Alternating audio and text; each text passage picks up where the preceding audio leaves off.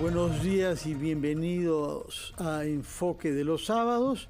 Hemos terminado una semana con mucha tensión política y social. La tensión social continúa, particularmente en Las Bambas, y la tensión política también, puesto que está planteado en un proyecto de ley para que se convoque una asamblea constituyente y veremos qué curso se le va a dar. Por otra parte, nos acercamos al periodo intenso de las elecciones municipales y regionales, lo que ha dado lugar en esta semana a que el Congreso de la República con amplia mayoría vote una ley modificando parcialmente el calendario de esas elecciones en lo que se refiere a las elecciones internas. Hemos convocado a dos especialistas. El uno, politólogo, especialista de la reforma política, de las instituciones políticas en el Perú, incluso ha presidido una comisión de alto nivel para la reforma política, es el doctor Fernando Tuesta Soldevilla. Y junto a él hemos invitado a un especialista en Derecho Municipal y en Descentralización que ha trabajado en el Consejo Nacional de la Descentralización y otras instituciones del Estado, pero que es profesor especializado en Derecho Público y Derecho Municipal, autor de un libro clásico sobre este tema que muestro aquí ante las cámaras. Se trata del señor Johnny Sass-Fries. Muy buenos días, gracias por estar acá, Fernando Tuesta. Gracias Johnny por la invitación. Muchas gracias por la invitación. Quisiera comenzar preguntando algo que une ambos temas, ¿no? Crisis política con elecciones. ¿Qué impacto va a tener en nuestra agenda las elecciones municipales y regionales? ¿Qué podemos prever que sea la influencia sobre ellas de la crisis política y la actitud que los partidos tienen frente a ellas? Fernando, en esta oportunidad se va a cambiar a todas las autoridades subnacionales, debida cuenta que ya no existe reelección de autoridades de este nivel, ¿no? Se cambió la Constitución y entonces no tenemos reelección, entonces se va a cambiar todo. Esto contraviene además propuestas que se hacían desde nuestra comisión y en general porque lo que obliga es a que los autoridades o políticos que quisieran hacer carreras políticas en realidad se les trunque, ¿no? Y además que no se premia a las buenas autoridades, ¿no? Un buen alcalde, un distrito no puede ser reelegido y en consecuencia eso creo que debilita mucho más las instituciones. Pero el ámbito subnacional, y acá seguramente va a complementar Johnny, es un ámbito creo que descuidado del debate, ¿no? Más allá de los procesos inconclusos, incluso fracasados de la regionalización, creo que es un ámbito en donde no se toca, pero es sumamente importante, yo diría, dentro de la importancia también hasta peligroso. Lo que ha ocurrido en los últimos años es que como los partidos políticos nacionales no han llevado sus funciones de integración representativa, resulta ser que los que están en el Congreso representan tan solo una cuarta parte de las autoridades que tienen autoridades subnacionales. ¿Y de dónde nacen estas autoridades subnacionales? Básicamente de movimientos regionales. ¿Son realmente regionales los movimientos? No lo son. Digamos, cada movimiento regional es en sí mismo del antiguo departamento y no tienen la pretensión siquiera de representar, digamos, un nivel mayor de integración territorial. Pero esos movimientos regionales, y que sobre todo en regiones se critica mucho a los otros, a los nacionales por ser limeños, centralistas, etcétera, replican en realidad en mayor suma todos los males de las organizaciones políticas. Producto de ello, y además la menor capacidad de control que tienen sus partidos u organizaciones sobre ellos, muchos de ellos son jefes, dueños, terminan en lo que vemos de manera muy recurrente: denunciados cuando no procesados, sentenciados y hasta prófugos. Esto va a cambiar, yo lo veo difícil realmente. Peor aún, el propio Parlamento trata de facilitarse a sí mismo, a los partidos, como tú has adelantado en la presentación, medidas que, por el contrario, impactan en el proceso electoral. Profesor Sass-Fries, ¿cómo podemos, en el mejor de los escenarios, haciendo un esfuerzo de imaginación, contradecir el pesimismo de Fernando Tuesta, que nos ha dicho que no hay ninguna razón para que esta elección del 2 de octubre dé resultados diferentes a los que hemos tenido ahora, que son en general bastante malos por el bajo nivel de ejecución de los presupuestos y por la corrupción que hemos visto bastante generalizada. Por cierto que también en el gobierno central lo sabemos demasiado bien estos últimos días, pero hay una realidad grave ahí, ¿no? ¿Qué argumentos podemos hallar o qué reformas proponer para no tener estas elecciones que cada vez despiertan interés, como dice el doctor Tuesta, regional, que no logran articularse a nivel de partidos nacionales y que tienen malos resultados para sus administrados? Sí, bueno, desafortunadamente confirmaré, digamos, lo que plantea Fernando, ¿no? Ahora, yo lo que planteo también hace tiempo, y en ese sentido sí defiendo a la descentralización, es de que, digamos, la descentralización ha sido la única reforma importante en esta transición democrática, ¿no? Del 2000 hasta aquí. Y muchos ámbitos... ¿Universitaria? Sí. ¿Es otra reforma importante? Bueno, sí, digamos la reforma educativa, digamos, ¿no? Que digamos, se ha hecho ya después, digamos, ¿no? Sí, más recientemente, sí. Mucho más recientemente. Y muy, ¿no?, amenazada, como sabemos. Así es, ¿no? Pero digamos, en general, ¿no? Como Estado, como país, tenemos dificultad, ¿no? Para generar políticas públicas que trasciendan los gobiernos, bueno... Es un tema que también habría que atender, ¿no? Entonces, mi punto es el siguiente, ¿no? O sea, como distintos ámbitos no han sido objeto de reforma, por ejemplo, no ha habido reforma política, electoral, reforma del Estado, reforma fiscal, reforma del sistema de justicia, ¿no? El sistema nacional de control. Digamos, todos estos problemas no atendidos al final se reflejan en la descentralización, ¿no?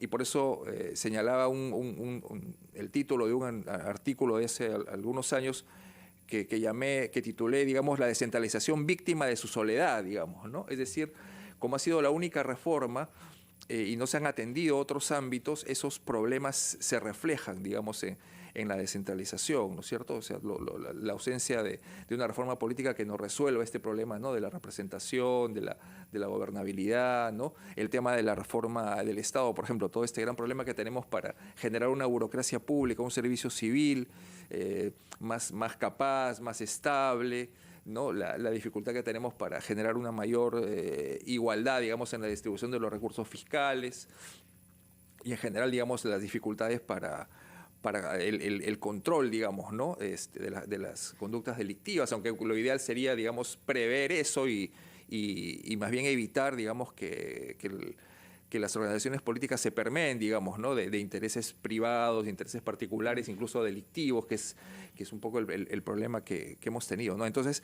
claramente, ¿no? Si no se resuelven estos temas, ¿no? Es previsible, digamos, que se repitan, digamos, los escenarios, ¿no? Hemos hablado sobre aspectos institucionales, quisiera hablar sobre uno político ahora con Fernando Tuesta en primer lugar. Estamos ante una situación nueva, que es el hecho de que un movimiento regional o partido que nace con una vocación regional y que gana el gobierno regional en Junín 2 veces, es ahora el partido del gobierno nacional. Y capaz entonces de poner una agenda al país a partir de la experiencia regional que tiene. Y cabe preguntarse si el tema de la nueva constitución, por ejemplo, o el tema de los monopolios, el tema del ingreso libre a las universidades, el tema de la devolución de los retiros de fondos de pensiones, que ponen agenda política nacional, no está más bien al servicio de éxitos en las elecciones regionales que vienen. Quisiera que nos conteste a esto, que aborde esta particularidad de estar ante un movimiento regional, partido regional, que ha adquirido esta proyección nacional y que ha tenido mejores resultados fuera de Junín que dentro de Junín, porque en Junín, al fin y al cabo, Pedro Castillo ganó por poco margen, mientras que en el sur de Junín el margen era mucho mayor, particularmente Puno y Cusco. Nos va a contestar Fernando Tuesta después de una breve pausa.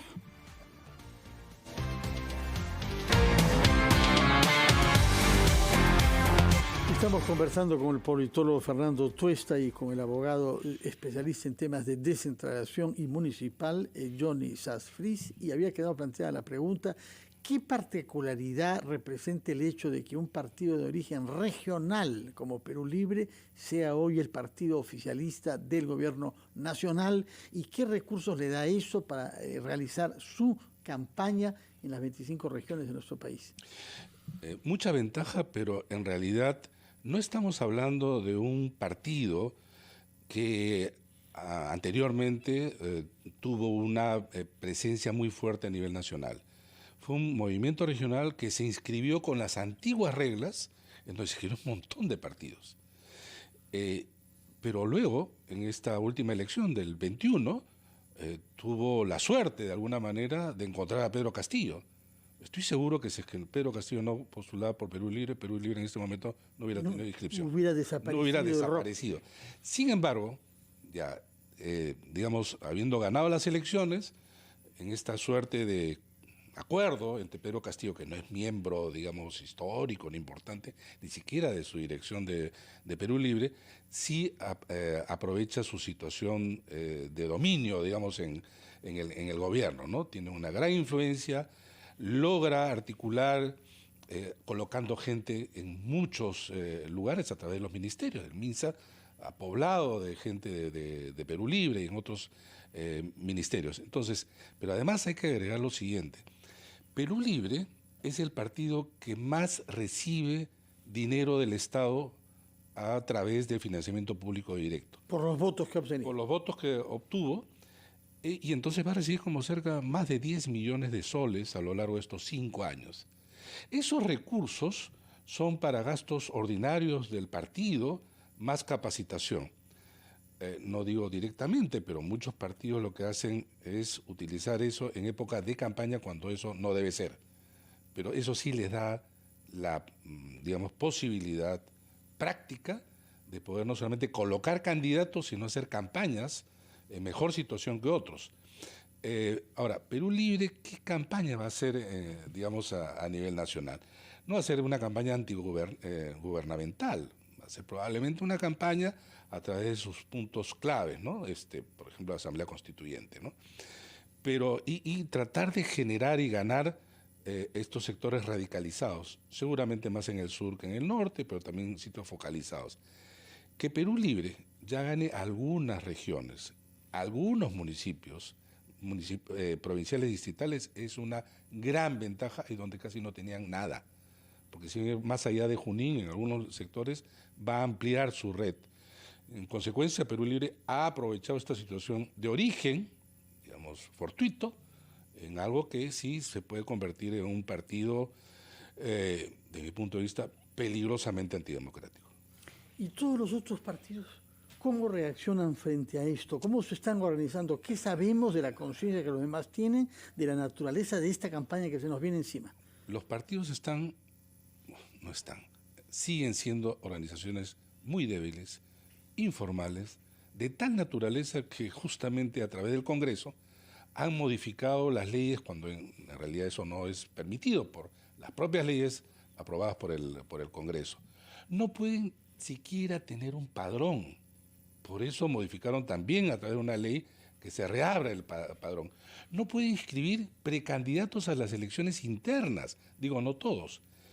Pero además han suspendido una obligación de la ley a través de la reforma que un partido político, incluido también un movimiento regional, debía tener un nivel de participación. Es decir, por ejemplo, en elecciones regionales, un partido político nacional que recibe dinero, que tiene prerrogativas, no puede decir que participe en pequeños distritos. Estamos hablando de elecciones concurrentes, 25 a nivel regional, 196 a nivel provincial, 1.635 a nivel distrital, son concurrentes. ¿Un partido político en el Perú puede cubrir todo eso? Debiera, no los cubre. Entonces, ahora, es un hecho que hay muchas personas que quieren ser candidatos. Sin duda. Candidatos no faltan. Pero sin duda, pero también hay plazos para inscripción como miembro del partido. Tienen que pasar por elecciones internas necesariamente este 15 y 22 de mayo. O sea, hay unas reglas mínimas, pero los partidos ni siquiera pueden cumplirlas. Ni siquiera pueden cumplirlas. A nivel regional, esto lo suple, ocupa ese espacio estos movimientos regionales. Y no pueden cumplir los plazos fijados por la ley. ¿Por qué? Porque les falta organización, porque les faltan miembros. No hay vida de partido, Fernando. Estamos hablando de partidos muy endebles. partidos que terminan la elección anterior y ya tienen al frente, claro, esta nueva elección, que es mucho más exigente a nivel organizativo. Requieres mucha participación. Digamos, mucha participación sería pues, pero en términos peruanos, esto es exigente. En realidad, eso debieran cumplir los partidos. Los partidos se quieren beneficiar de muchas cosas, pero no quieren ser exigidos por otras.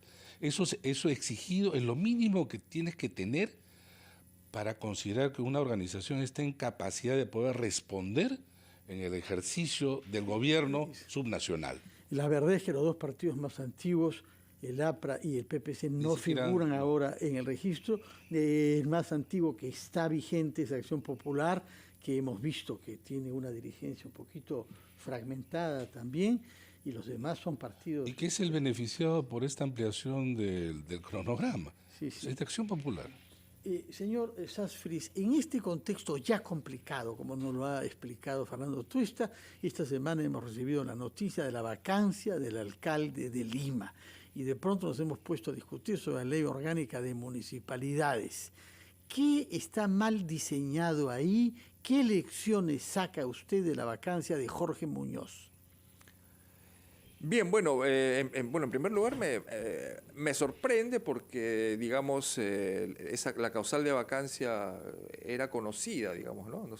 No ser miembro del directorio de una empresa pública y digamos, a pesar de eso, digamos, se incurre, digamos, ¿no? en esa conducta que es la causal de vacancia, ¿no? Entonces, en términos legales, bueno, es correcta, digamos, ¿no? la acción. Es cierto que, digamos, en estas nuevas corrientes, ¿no? del neoconstitucionalismo, donde se plantea pues, que los jueces deben plantear, digamos, los principios constitucionales, los derechos constitucionales por encima incluso de la ley expresa. Bueno, hay todo un debate al respecto, ¿no? Pero en términos concretos hay un incumplimiento, ¿no? de una conducta que se considera causal de vacancia. El Jurado Nacional tenía un margen de acción para evitar una medida como esta que aparece como desproporcionada. Yo creo que tenía un margen reducido, ¿no? En términos interpretativos, ¿no? Por ejemplo, en el caso, por ejemplo, de la actual vicepresidenta, sí había un margen porque me parece que la exigencia de renuncia era en general a los miembros de los organismos electorales, y ahí, bueno, se asumió que la referencia de una forma interpretativa era a la alta dirección, digamos, ¿no? Y que como no esta candidata no era, digamos, parte de la alta dirección, podía, digamos, mantenerse sin la renuncia, ¿no? Con licencia. Con licencia, sí, así es. Sí. Pero, digamos, allí, por ejemplo, sí veo un margen de interpretación. En cambio, aquí la causal es inapelable. Es expresa, ¿no? Entonces, allí lo que habría que hacer esencialmente es, bueno, revisar, ¿no? Y en general, revisar la Ley Orgánica de Municipalidades, ¿no? Que en mi opinión es una ley bastante conservadora. ¿En qué sentido conservadora? Conservadora en que esencialmente es una ley que fue la continuidad de la ley que derogó en 1984, mantiene esta idea que viene pues desde este sistema administrativo territorial revolucionario napoleónico de la generalización, la uniformidad, la homogeneidad.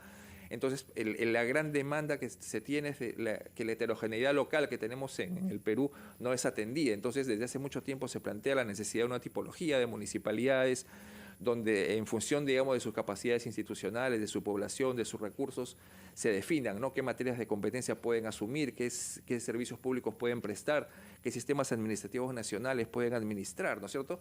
En cambio, aquí la regulación es absolutamente homogénea, entonces todas las municipalidades distritales en teoría se regulan con las mismas reglas, ¿no? Desde municipalidades pequeñitas hasta la municipalidad distrital. Esta semana en el Congreso, Fernando, esto usted sabrá mejor que yo, es una moción para crear 32 municipalidades nuevas. Seguimos creando municipalidades. Así es, ese también es otro de los temas, ¿no? El tema de una mayor fragmentación, ¿no? Lo que ocurre es que, claro, la idea cuál es tratar de acceder a recursos, ¿no? Entonces el Fondo de Compensación Municipal da, digamos, un mínimo de 8 UITs, digamos, a las municipalidades, ¿no? La posibilidad, pues, de entrar a este sistema de transferencias intergubernamentales. Pero nuevamente, ¿no? Eso se plantea de manera absolutamente desarticulada, ¿no? Pero es un tema general, digamos, o sea, no hay una relación entre las necesidades de gasto, digamos, de las municipalidades y sus ingresos. Eso se ha trastocado, digamos, con todo el sistema de transferencias, con el canon, con la regalía minera, donde en realidad fueron efectos no previstos, ¿no es cierto? Una ley del canon del 2001 que aumenta los porcentajes, el superboom de los commodities, ¿no?, que conocemos, y en realidad la gran cantidad de ingresos desproporcionados, digamos, para muchas municipalidades en términos de escala. Claro. Entonces allí, por ejemplo, es un tema que debería abordarse y no se aborda, pero que es fundamental para generar mayor igualdad, mayores equilibrios, ¿no? Fernando Truesta, si algo hemos aprendido estos últimos 9 meses, es que el tema de la corrupción no tiene color político. Así es. Es el elemento más generalizado en nuestro espacio público. Yo quisiera saber si en los últimos años se ha ideado algo razonable y eficaz para combatirlo. Usted ha presidido una comisión de alto nivel que no tenía que ver directamente con el tema, pero ahora nos damos cuenta de que todo está impregnado por la corrupción y que buena parte de la motivación de lo que se hace o se deja de hacer tiene que ver con eso. Algunos sostienen que el presidente de la República mismo tiene como lógica política sobrevivir a las amenazas judiciales que se ciernen sobre él y sobre sus familiares. Tenía razón Alfonso Quirós en su famoso libro Historia de la Corrupción, ¿no? Nacimos casi con este mal estructural. En lo que va del gobierno esto ha recrudecido enormemente. Los pocos controles que podía haber se han roto y no hay ningún interés en que esto pueda revertirse. Por lo demás, esto lo comparte el Congreso. ¿Qué medidas, en términos normativos, de encuadre, ha aportado el Congreso para combatir esto? Si en el mismo seno del Congreso se realiza más o menos este tipo de dinámicas desde pequeñas elementos de corrupción, pasando por los mayores. Pero además, sin embargo, dicho esto, creo que lo único que en los últimos años se ha logrado combatir, más allá de normas, medidas, es la acción, de alguna manera, del Ministerio Público y también del Poder Judicial, mal que bien. Cuando tú conversas con extranjeros, cuando sales del país, se dicen, en el Perú meten preso a los presidentes. Pero en cárceles preventivas. Sí, no, sin duda. No, sin duda. Condenas muchas no hay. Pero por lo menos investigados, procesados, me comentaban amigos en otros sitios, se sorprenden de que el Perú es el que más avanza, o sea, se asume, se ve, se percibe, se cree en todo caso, que es un combate efectivo contra la corrupción en la medida en que el más alto cargo, quienes han ostentado el más alto cargo, están siendo, repito, investigados, procesados, en algunos casos incluso condenados. Esto no está mal, pero eso no ha provocado efectivamente un nivel mayor de una propuesta que tanto se habla, que tanto hablan todos, en realidad se convierte en un término que pierde hasta sentido, ¿no? Por el uso indiscriminado, ¿no? O sea, corrupción y democracia es lo que más se utiliza en términos en la política, para perderle la sustancia y el contenido, ¿no? Señor Sass-Fries, el tiempo vuela, tiene las palabras finales. ¿Qué nos puede decir desde el punto de vista de su enfoque como derecho municipal y descentralización, de medidas que podamos tomar para tener un funcionamiento del Estado un poco más transparente y más limpio?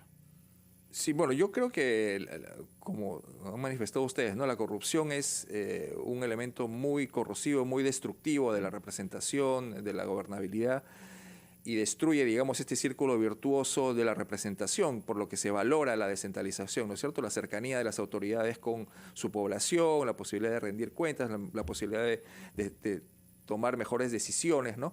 Pero todo esto se destruye con la corrupción. Entonces yo creo que hay que seguir insistiendo en que no basta la descentralización, ¿no? O sea, yo creo que hay que hacer la reforma política para que las organizaciones políticas cumplan su función, ¿no?, de buscar el interés general, de tener estos intereses de esas comunidades y no intereses privados, ¿no? Es decir, que no hay esta apropiación privada de lo público, que finalmente ese es el tema de la corrupción, y por eso ahí es donde se rompe todo, y fortalecer, digamos, ¿no? la burocracia pública de las municipalidades, tratar de ver este tema del servicio civil, tratar de mejorar el tema fiscal, digamos, ¿no? Y bueno, y continuar, digamos, con mejoras, digamos, en el Sistema Nacional de Control, en el sistema de justicia. Pero yo creo que si no se atienden, digamos, estos otros ámbitos, vamos a seguir sufriendo, digamos, estos problemas, ¿no? Muchas gracias por su presencia acá este sábado. Creo que estamos llamados a vernos durante los próximos meses. Dentro de 5 meses tenemos que votar para elegir alcaldes y gobernadores regionales. Se trata de autoridades que toman decisiones importantes y cuyas eficiencias afectan gravemente a la población. Muchas gracias por su presencia acá, Fernando Tuesta. Gracias, y Fernando. Johnny Sass-Fries, que tengan un feliz fin de semana. Vamos a hacer una pausa y hablaremos ahora sobre temas económicos con Ricardo Márquez, presidente de la Sociedad Nacional de Industrias. El poder en tus manos. Elecciones regionales y municipales 2022.